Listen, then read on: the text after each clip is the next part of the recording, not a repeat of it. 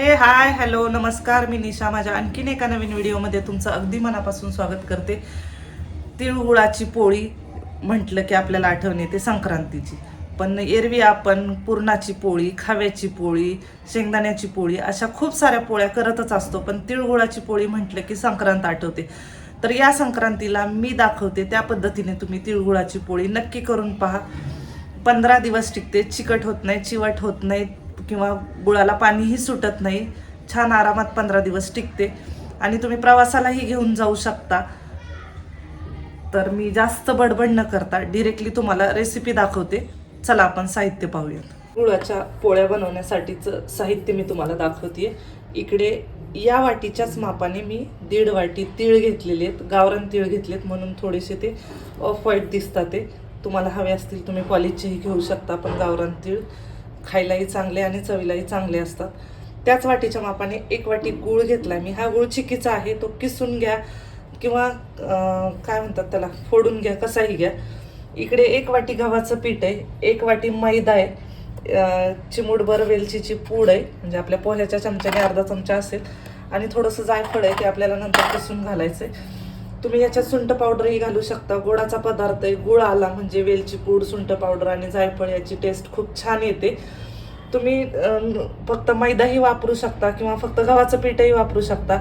नाही तर तुम्ही दोन्ही मिक्सही वापरू शकता, काहीच हरकत नाही. खूप छान खुसखुशीत पोळ्या होतात.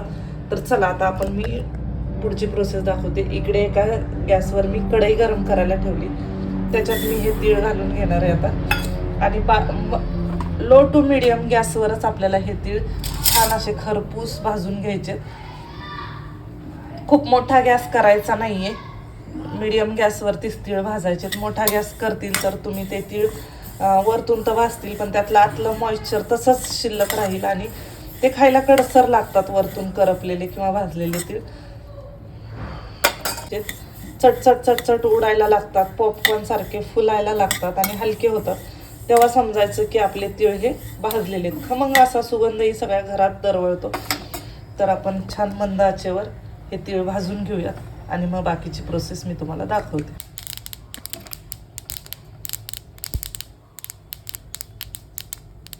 बघू शकता हे असे चटचट आवाज करायला लागलेत आणि पॉपकॉर्न सारखे उड्याही मारायला लागू शकता. 3-4 मिनिटातच हे आपले तीळ छान असे भाजून झाले. मी आता या काढून घेणार आहे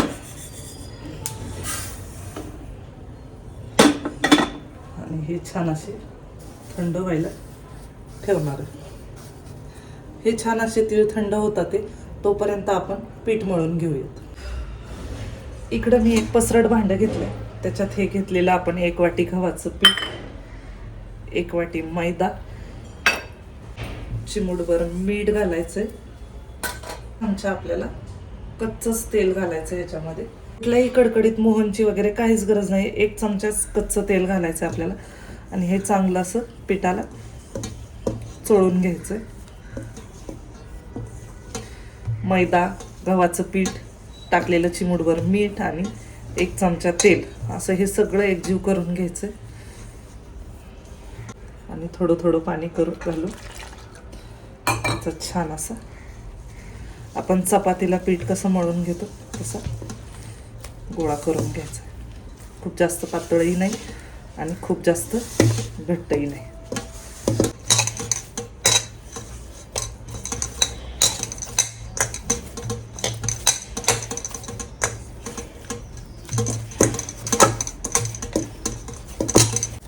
बघू शकता अशा प्रकारचा आपला गोळा मळून तयार आहे.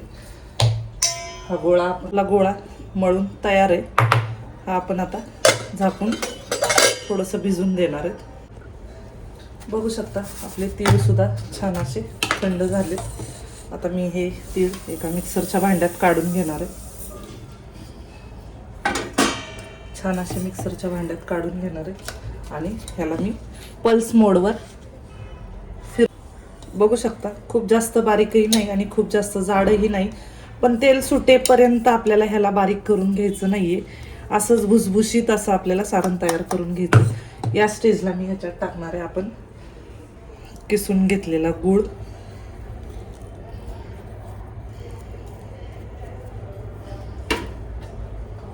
वेलची पावडर आणि आपण घेतलेलं हे जायफळ थोडं किसून घालणार, छान अशी टेस्ट येते. आणि परत ह्याला मी पल्स मोडवरच फिरवून घेणार आहे. बघू शकता मी ह्याला परत एकदा पल्स मोडवरतीच फिरवून घेतलं आणि किती छान असं ओलसर असं सारण तयार झालं आहे आपल्याला. आता याच्या पुढे आपल्याला ह्याला फिरवायचं नाही ना, तर जास्त पाणी सुटेल याला. बघू शकता छान असं सारण आपलं तयार झालंय. आता मी तुम्हाला पोळीही लाटून दाखवणार आहे. आपलं सारणही तयार आहे, पीठही छान असं आपलं भिजलंय. इकडे मी पोळीला लाटण्यासाठी थोडंसं पीठ घेतलंय, कोरडं पीठ पोळपाट लाटणं. आणि एक लोखंडी तवा मी गरम करायला ठेवलाय. तुम्ही कुठलाही तवा यूज करू शकता, असं काही नाही. आणि मी गॅस चालू करून तो तवा तापायला ठेवला आहे. बघू शकता इकडे आपलं सारणही तयार आहे, पीठही छान असं आपलं भिजलंय. इकडे मी पोळीला लाटण्यासाठी थोडंसं पीठ घेतलंय, कोरडं पीठ पोळपाट लाटणं. आणि एक लोखंडी तवा मी गरम करायला ठेवलाय. तुम्ही कुठलाही तवा यूज करू शकता, असं काही नाही. आणि मी गॅस चालू करून तो तवा तापायला ठेवला. मी परत एकदा थोडंसं तूप हाताला आणि पोळपाटाला लावून घेतलंय आणि आपली जे पीठ मळून ठेवलं होतं ते एकजीव करून घेणार आहे. जेवढं तुमचं पीठ भिजेल तेवढ्या पोळ्या छान होतात. परत असं मळून मळून एकजीव करायचं आणि तुम्हाला हव्या त्या आकाराच्या तुम्ही पोळ्या करू शकता, छोटी मोठी. मी एक एवढा गोळा घेतलाय, तो मी पिठात कोट करून घेणार आहे आणि त्याची छान अशी वाटी तयार करून घेणार आहे. आपण मोदकाला कशी वाटी तयार करतो, उकडीच्या मोदकाला, तळणीच्या मोदकाला, तशी छान अशी वाटी तयार करून घ्यायची. मध्यभागी हा भाग थोडासा जाड ठेवायचा, म्हणजे आपण सारण भरलेलं लाटताना ते बाहेर येणार नाही. बघू शकता अशी वाटी करून घ्यायची आणि इकडे जे आपलं सारण आहे ते सारण या वाटीमध्ये भरून घ्यायचं.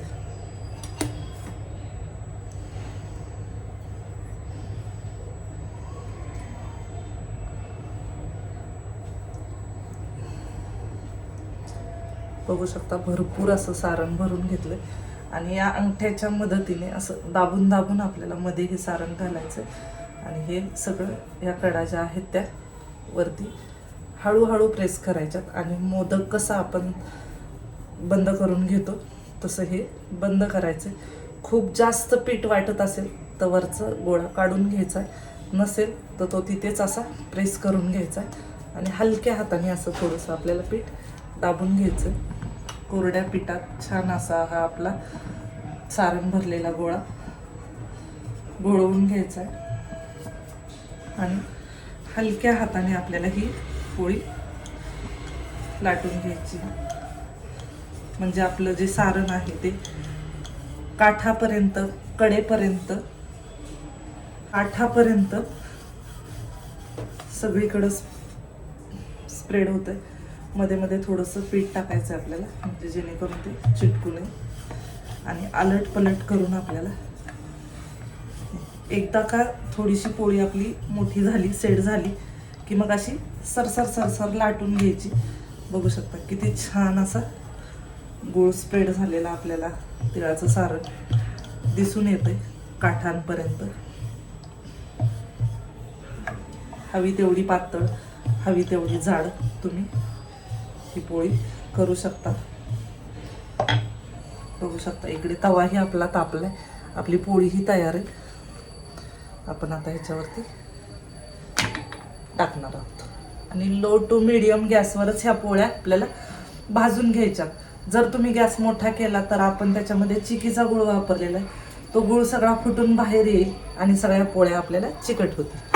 ती पोळी भाजते तोपर्यंत मी तुम्हाला अजून एक पोळी करून दाखवते. आता मी तुम्हाला वाटी बनवून ही पोळी करून दाखवली, तर अजून एक पद्धतीने मी तुम्हाला ही पोळी करून दाखवते.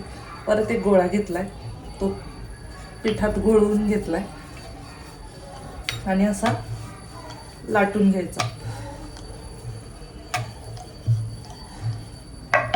हा लाटून झाला की हवं तेवढं आपल्याला सारण, जेवढं तुम्हाला सारण हवं तेवढ्या सारण इथे आपल्याला मध्यभागी ठेवून घ्यायचं आणि साईडनी हे पीठ असं गोळा करायचं आणि परत एकदा मोदक आपण कसा सील करतो तसं हे सील करून घ्यायचं आणि गोळा काढून टाकायचा. तुम्हाला कुठली पद्धत सोपी वाटते त्या पद्धतीने तुम्ही हे करू शकता. बघू शकता हेही तयार झालं आहे आपलं. आणि इकडे पोळी ही छान अशी लगेचच आपल्याला जाणवते की खालची साईड ही झालेली आहे. उलट करून घ्यायची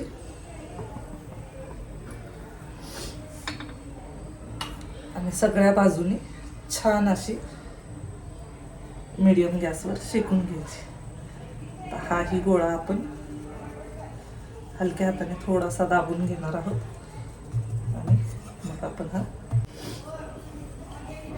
बघू शकता हलक्या हाताने आधी पोळी थोडी थोडी लाटायची. छान अशी मीडियम साईजला सेट झाली की मग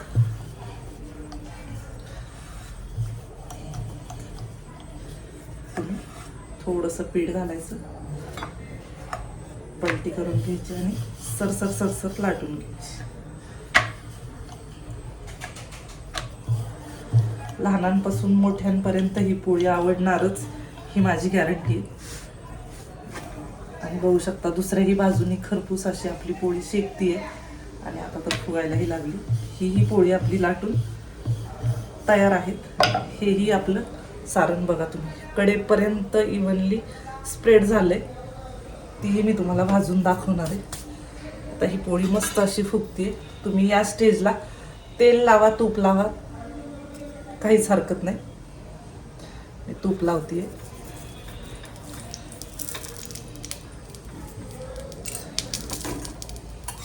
आणि बघू शकता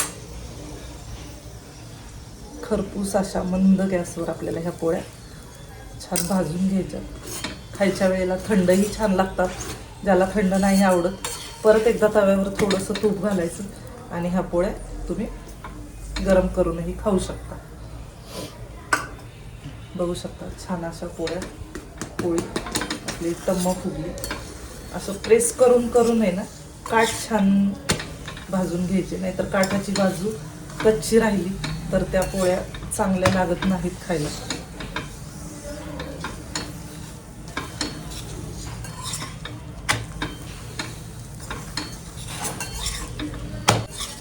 बघू शकता एकसारखी आपली ही पोळी भाजून तयार आहे. आता एका जाळीवरती काढून घेते आणि ही दुसरीही तुम्हाला भाजून दाखवते.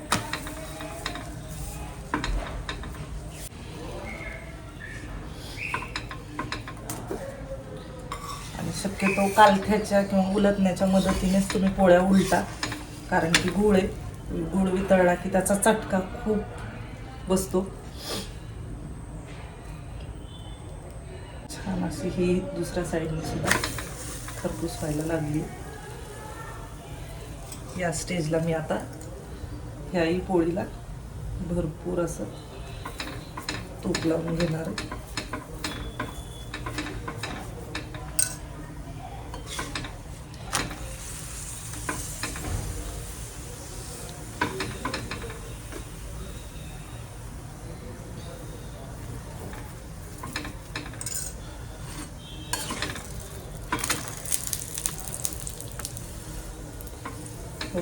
ही सुद्धा पोळी आपली मस्त अशी टम्म फुगलेली आणि खरपूसही झाली. आवाजावरून तुमच्या लक्षात येत असेल. आणि दुसऱ्या साईडने खरपूस भाजली. बघू शकता मी सगळ्या पोळ्या बनवते आणि मग तुम्हाला मी सगळ्या पोळ्या लाटून घेतलेल्या आहेत आणि किती खमंग खुसखुशीत दिसतात ते. आणि मी तुम्हाला एक कटही करून दाखवणार आहे.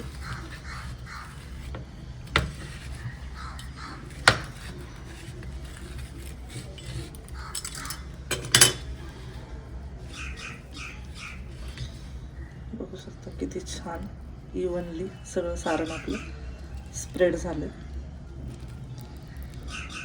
काठापर्यंत. आणि असे पीसेस करून तुम्ही मुलांनाही देऊ शकता, टिफिनला, शॉर्ट ब्रेकलाही. तर आवडली ना तुम्हाला तिळगुळाची पोळी? कोणी तिळाची पोळी, कोणी गुळाच्या पोळ्या ही म्हणतात. तर या संक्रांतीला नक्की करून पहा. आणि रेसिपी आवडली असेल तर मला कमेंट करून सांगा. आणि भेटूया आपण एका नवीन व्हिडिओसोबत. तोपर्यंत बाय बाय. तिळगुळ घ्या, गोड गोड बोला. मकर संक्रांतीच्या तुम्हा सर्वांना माझ्याकडून खूप खूप शुभेच्छा.